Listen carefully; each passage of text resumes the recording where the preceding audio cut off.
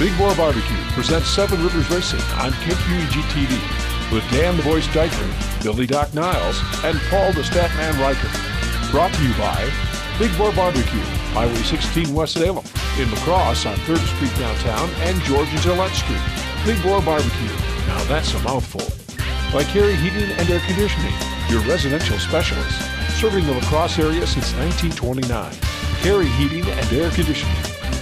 Welcome in, race fans. It is another edition of Seven Rivers Racing KQEG TV, along with Billy Doc Niles. I'm Radio Man Dan Diker. That's Paul the Penguin Reichert, coming off of a big week of racing. Spent a day and a half up at Wisconsin International Raceway, and had a great time watching Tomah Sparta beat everybody, including Kyle Busch and Bubba Pollard, and a whole bunch of super late models you're going to see at Oktoberfest here in the next couple of weeks.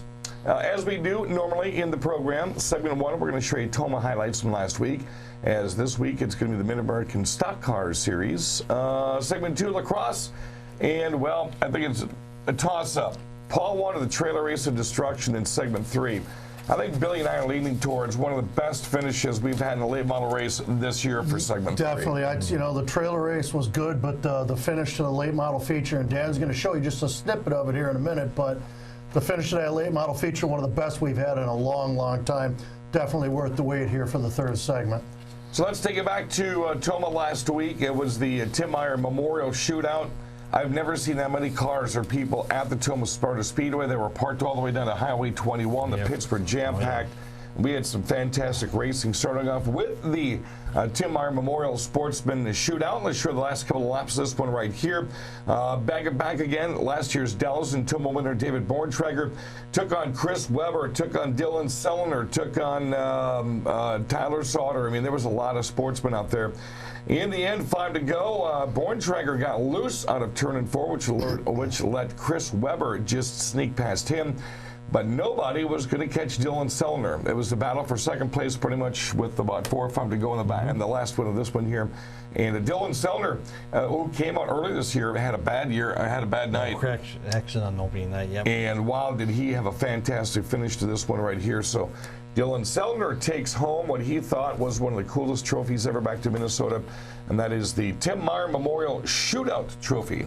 Yes. And he got the ring the bell. Yes. Yes, he did. Yes. Yeah.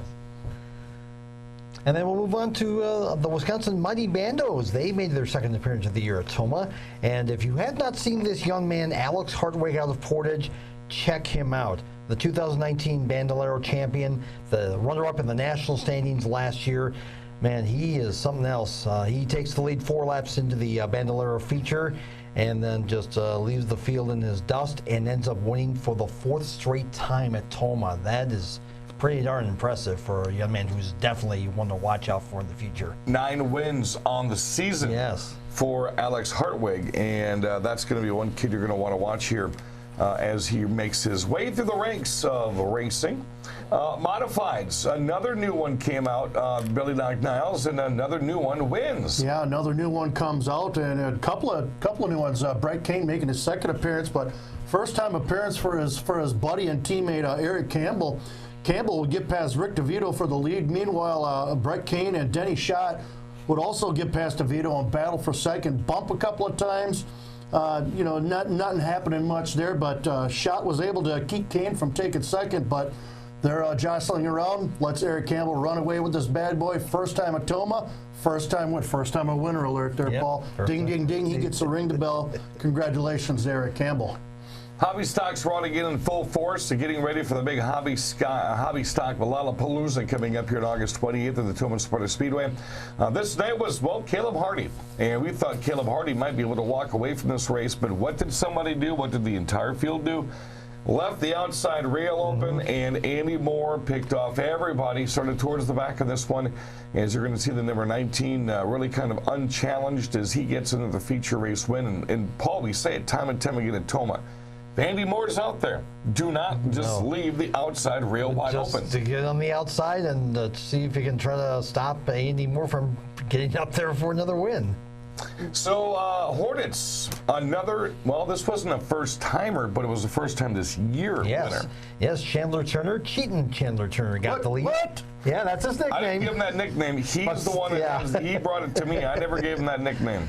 He took the lead at the start of the race, and Scott Malem, a runner-up in the points, and Mason Morphy got up towards the front, tried to challenge Chandler, but they got into their own battle for a second. Malem held off Morphy for several laps, but in the end, Chandler Turner ends up claiming victory of the Hornets. A lot of six-shooters were back out again, and it was funny because this was the first time I'd ever seen a Chevy Malibu Max.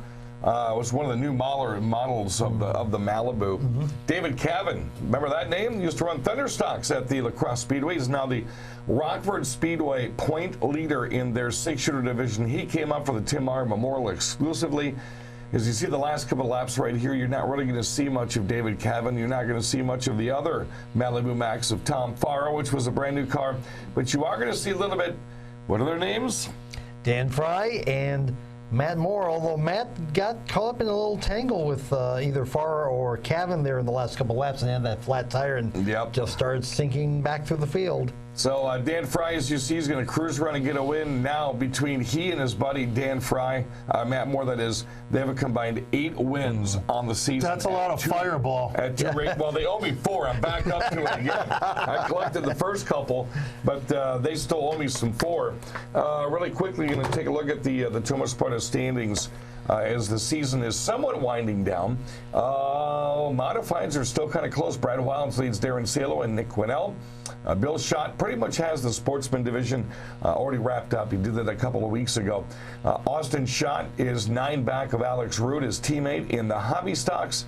In the Hornets, Sean McCarthy gained on Scott Malem last week. Yes, he did. Guys, I gotta ask you, for someone who doesn't get out to Tomah at all, and for those who very rarely get out there, everything I've seen on video, the fields are getting bigger and the crowd is getting bigger. Greg Oliver has really done a heck of a job turning this place around. What is Dan? You got the eagle eye on everything. What are you seeing from up top? Well, a lot of it's drivers from out of the area.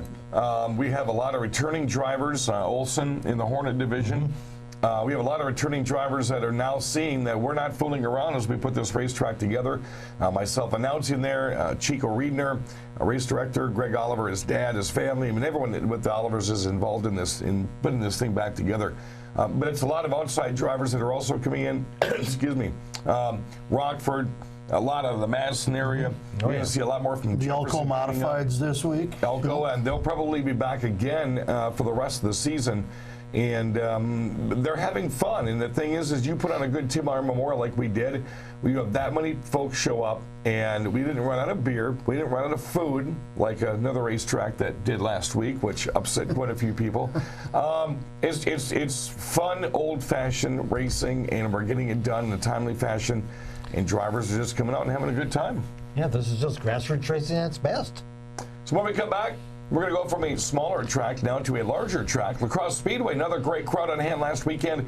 It was not only a great end of racing action, but the trailer race of destruction was back. 22 entries. We'll tell you about that next on KQEG TV. You don't have to fly to Kansas City to get great barbecue. Lacrosse has spoken. Hi, Jerry here, and once again you voted us the best barbecue and caterer. This year you added ribs. I'm truly humbled by this honor. If you haven't tried our barbecue, I invite you to stop in for breakfast, lunch, or dinner. Find out why La Crosse County consistently votes us #1. Ribs, pulled pork, brisket, and chicken, and so much more. We also cater groups large and small. Big Bore Barbecue, Highway 16, West Salem. American Standard Heating and Air Conditioning is built to a higher standard, so you can focus on the problems in your life that really actually matter. Like figuring out which remote turns the TV on, or the smell in the vegetable crisper that in no way can be vegetables, or finding your phone when you leave it on vibrate. Whatever you're worrying about, it won't be this. American Standard Heating and Air Conditioning, built to a higher standard. Welcome back, race fans. Summers Racing KQEG TV brought to you by those guys right there. Big Bore Barbecue. Summer, not really winding down, so your barbecues are still pretty much set for the entire summer. Don't slave over the grill by yourself. It's too hot for that mess. Get a hold of Big Boar Barbecue. They'll come out. They'll cater the whole event for you. Social distancing, of course.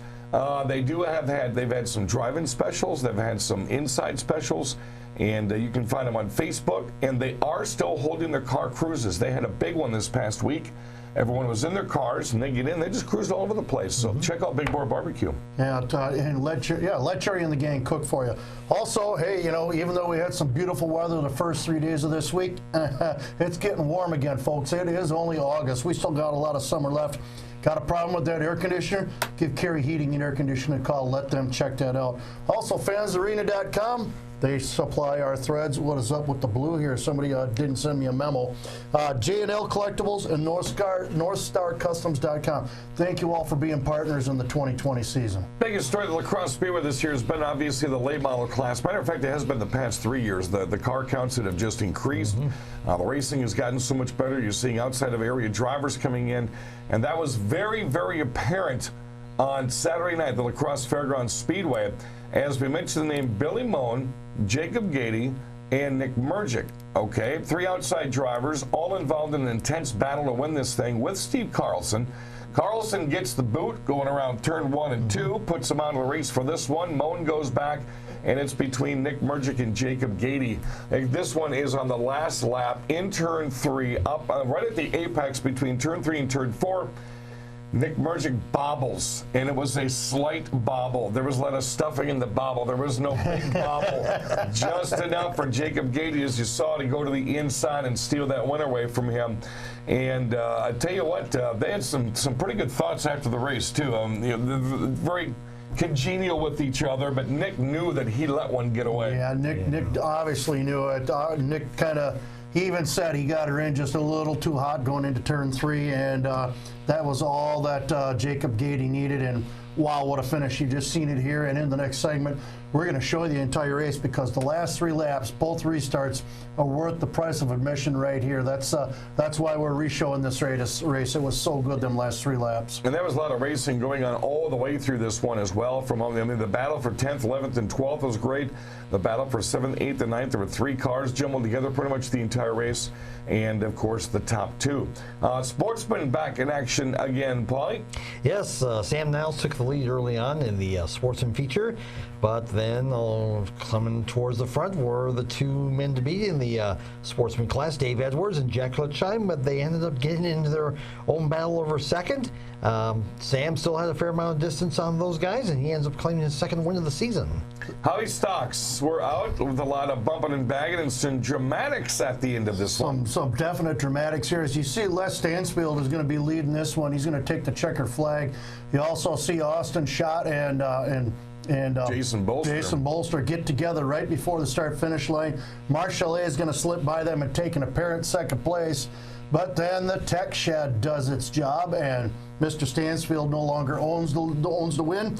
The official feature win goes to Mark Chalet. So congratulations to Mark Chalet, going from 4th to 1st in just 1 corner. That's impressive. And Schott did tell me that he hoped the fans that were up from but the midway portion of the grandstands all the way to turn 1. Oh, yes. Added Hoosier and all that added Goodyear that he was throwing up in the grandstands, all that great smoke to go with the burgers. He says you're welcome. We were, Austin, I was sitting in turn 1 with some friends to watch a trailer race, and thank you very much for the bug defogger, buddy.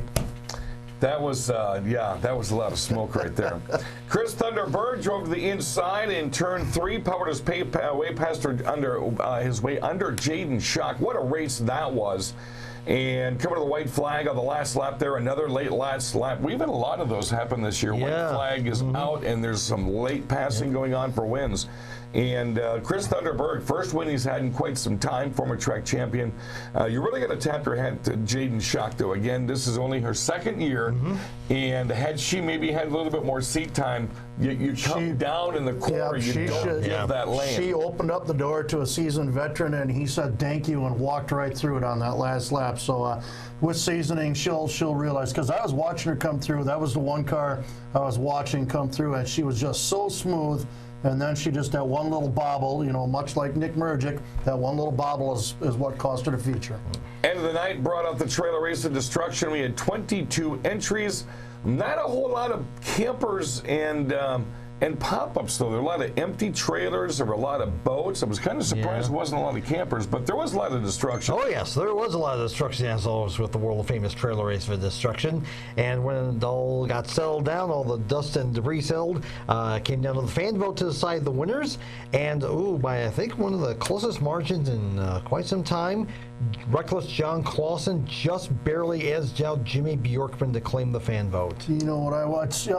Watching this, you know, people were taking aim at the boats that were in the way, but I wanted to see somebody drive through one of them campers, and nobody took aim at either one of them campers. The worst one was the one that was parked under the flag stand. That's the one that John Clausen got stuck behind.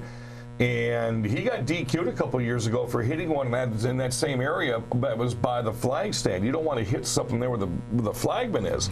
So he knew it, and he was trying to nudge that thing to go down the front straightaway. Then he could have had a better chance to come around and nail it, but then he got stuck himself in the back. And I think he sucked up for some votes with them police lights. It was the police wreck of destruction is what that was called. You got to tip your head to Jimmy Bjorkman. No, he put on one. Jimmy did great. And who was in the 09 Ogre truck? That's Novak. Novak comes out. Oh, yes, he does. Duck and the Ducklings. Last year, he was so amazing going down the front stretch, just hitting anything in his way, and especially when them bullets there were two bullets laying in the way, and he took every opportunity to take them out. So nice job, even though he got third. Nice job.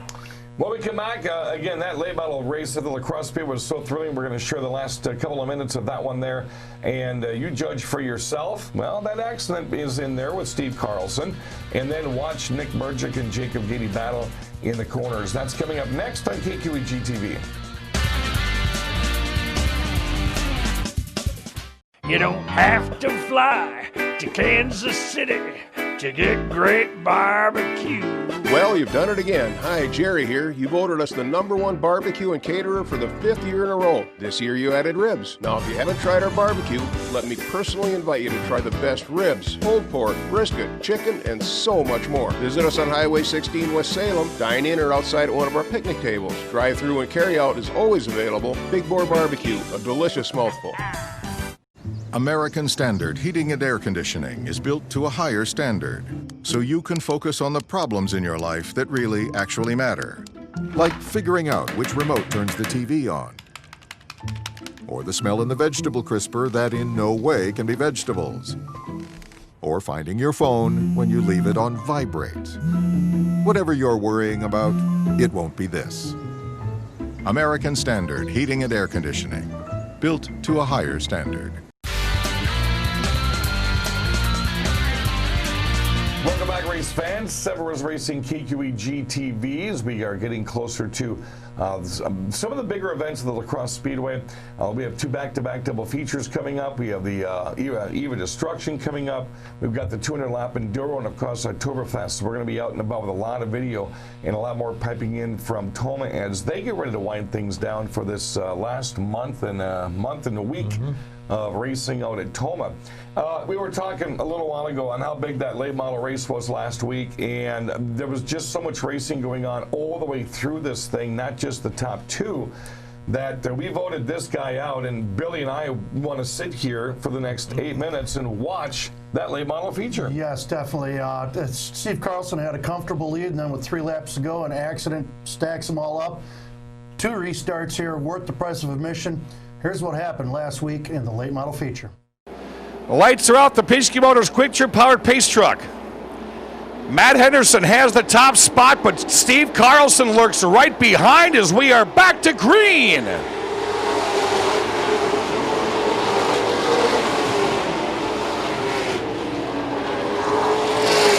Well, how long will Steve Carlson play the cat and mouse game with Henderson? Not going to take him that long. He's trying to get to the inside of the 33 machine right now. 2 by 2, they'll come off for turn 4. Right behind is Moen, Mergic, and Gady. Henderson a little bit too high in turn one. He's going to give way to Moen. Henderson back to third. Now he's got to contend with both Mergic and Gady. Look at the top four in this one here. Henderson will settle back into the number 5 slot. Right behind him is Bachman and Jeremy Wagner, Mike Carlson, and Grant Brown. 15 to go, and I guarantee that top 4 will not end like this. That's a whole lot of horsepower running up front. Following the king of the short track, Steve Carlson. Mergic has taken a peek to the inside of Billy Moen twice heading into turn 1. As he continually tries to reel in the number 8 car, he's got Jacob Gady right on his back bumper. Off of 4, it's still Carlson.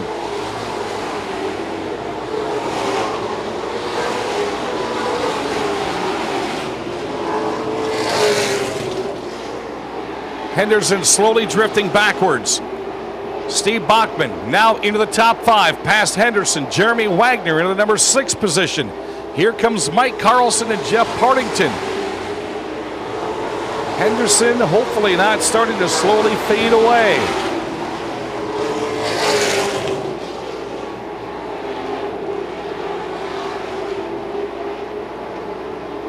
Off of turn 4, the top 4 remain the same. It's Carlson, Moen, Mergic, and Gady. Bachman inside the top 5. Folks, you can take those top 4 late model drivers and put them in any racetrack in the country, and they would do what they're doing right now. Watch themselves in the top 4 battle. Again, Mergic tries to reel in Moen off of turn 2. Nothing going. 10 laps remain in the 25 Auto Value Parts Stores main event. Again, Mergic all over the back end of Moen. Foot goes to the floor, now to the brake pedal. He thought about trying to get to the inside of Moen, and Mergic's going to have to wait just a little bit more.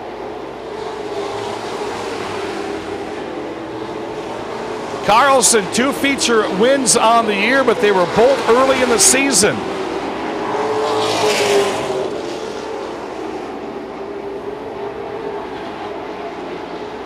Top 4 drivers awfully patient as well. They know when to pick their marks, when they will attempt to pass. As the top 4 step away, Steve Bachman, Clean Air running 5th. Then it's Wagner, Carlson, Nick Clements, and Partington. Ryan Varner in a good battle with a Hager and Brent Kirshner towards the back of this one here. Varner, the proud new papa, will now have Kirshner run to his outside door panel off of 4.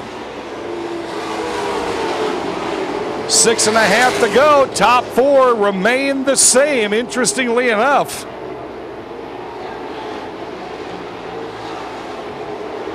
Mergic trying to work some magic reeling in Billy Moen, but man, Billy Moen has been a tough one for him to pass tonight. 3 times now Mergic has had him in his sights and just can't reel him in. Lap traffic could be a part of the story here momentarily as Mandy Eckelberg about ready to go down a lap. 5 to go. Eckelberg gets the passing flag, letting her know the leaders are coming around. She's out of harm's way.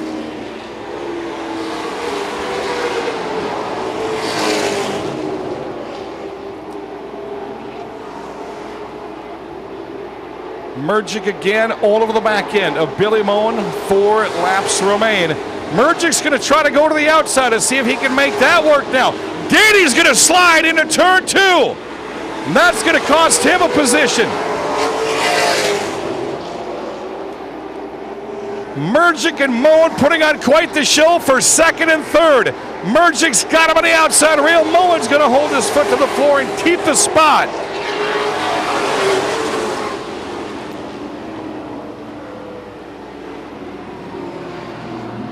No caution's going to fly. That's going to make this one a real interesting, race fans. Carter Christensen around and round at turns 3 and 4.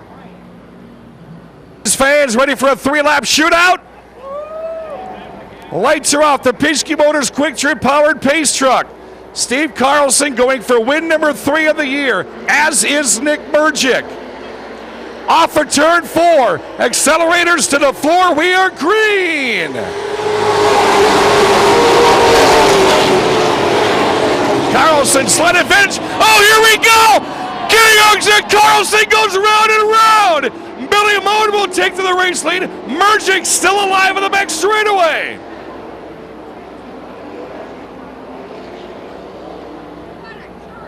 Steve Carlson around and around in turn number 2, something you rarely see. Caution lights are off. Here comes the one to go out of the Seven Rivers Sonorama flag stand.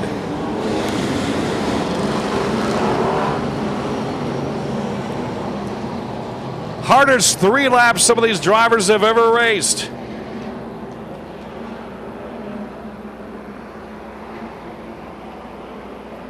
The lights are off. The Pischke Motors Quick Trip powered pace truck.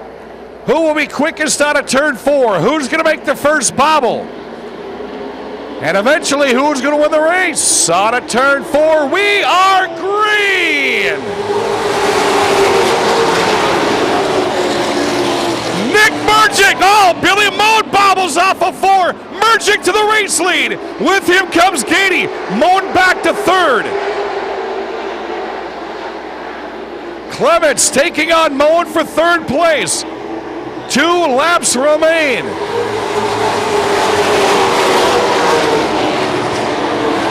It's Mergic, Gady, Clements now into the number 3 position. Moan and Bachman, there's your top 5. Gady trying to reel in Nick Mergic. This one's not done yet. White flag is out, 1 to go.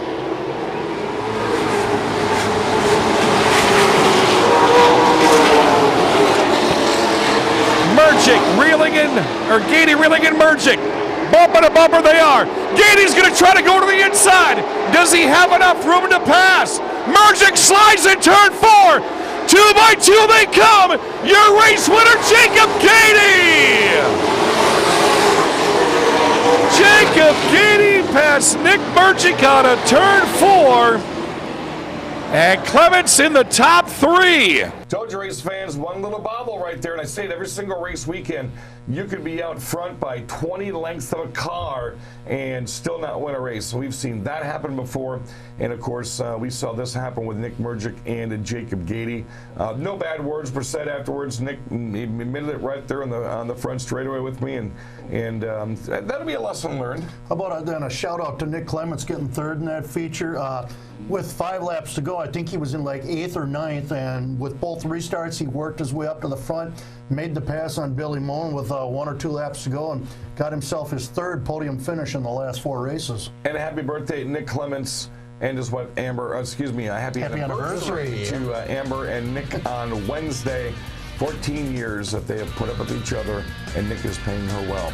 That's going to do it for the program. For Billy Doc Niles and the Penguin Paul Reichert, I'm Dan Dyker. We'll see you next week right here on KQEG TV. You've been watching Seven Rivers Racing on KQEG TV with Dan the Voice Dyker, Billy Doc Niles, and Paul the Statman Reichert.